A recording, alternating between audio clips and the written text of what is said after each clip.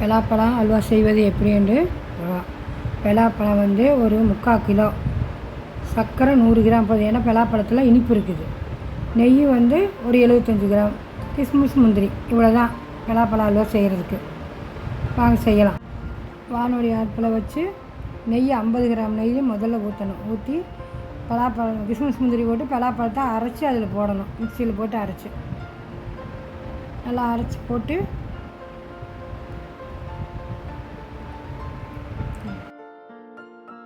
உப்பு லைட்டாக ஒரு சிட்டிகை, அப்புறம் சர்க்கரையும் போட்டு நல்லா கிண்டணும். நல்லா மெதுவாக கிண்டிகிட்டே இருக்கணும். நல்லா கிண்டினதும் நல்லா பக்குவத்துக்கு வரும். தண்ணியெலாம் ஊற்றிடக்கூடாது, பால் ஊற்றிடக்கூடாது, எதுவுமே ஊற்றக்கூடாது. வெறும் பலாப்பழமும் சர்க்கரையுந்தே நெய்யோடு வெந்தது.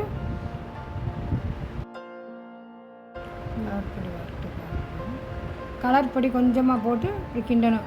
நல்லா கிண்டி சுருள வரும்.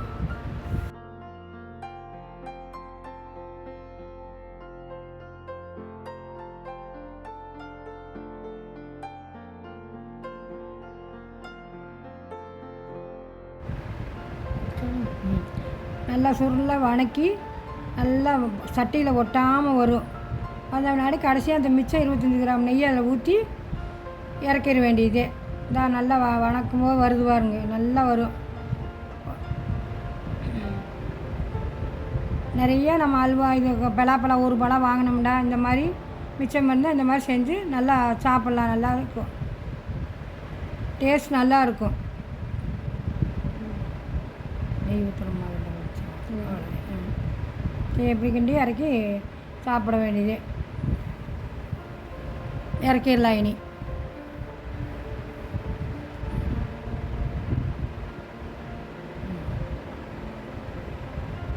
இறக்கி ஒரு பவுலுக்கு மாற்றிடலாம்.